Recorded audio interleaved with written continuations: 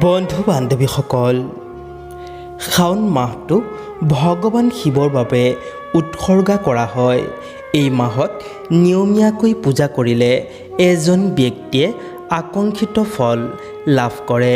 এই মাহত কোনবোৰ বস্তু খাব নালাগে আৰু কোনবোৰ বস্তু খালে অপকাৰ হয় তাৰে বিষয়ে জনোৱা হওক। শাওণ মাহক হিন্দু শাস্ত্ৰত অতি পবিত্ৰ আৰু শুভ বুলি গণ্য কৰা হয়। ভগৱান শিৱক সন্তুষ্ট কৰিবলৈ আৰু তেওঁৰ আশীৰ্বাদ পাবলৈ শাওণ মাহক অতি বিশেষ বুলি গণ্য কৰা হয়। এই মাহত পিঁয়াজ, নহৰু, মদ, মাদক দ্ৰব্য, মাংস আদি ভুলতেও খাব নালাগে। বিশ্বাস কৰা হয় যে এইবোৰ খালে মানুহৰ শৰীৰত তাপৰ সৃষ্টি হয়, যাৰ বাবে ব্যক্তিজনৰ মন পূজা পাতলত মনোনিৱেশ কৰিব নোৱাৰে। জ্যোতিষৰ মতে শাওণত বেঙেনা খোৱাৰ পৰা বিৰত থাকিব লাগে।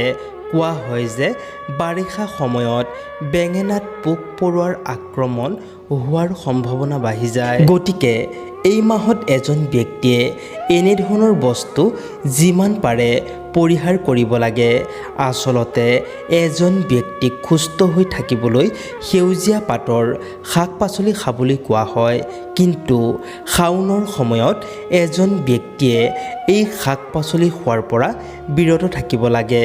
আচলতে এই বতৰত পাতল পাচলি, বেক্টেৰিয়া আৰু ভাইৰাছ দ্ৰুতগতিত বৃদ্ধি পায়।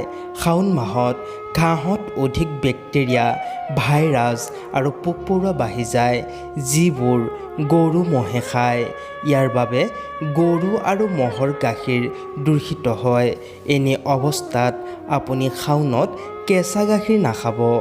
দৈ কেৱল গাখীৰৰ পৰা তৈয়াৰ কৰা হয়, সেয়েহে এই সময়ছোৱাত দৈ খোৱাটো নিষিদ্ধ।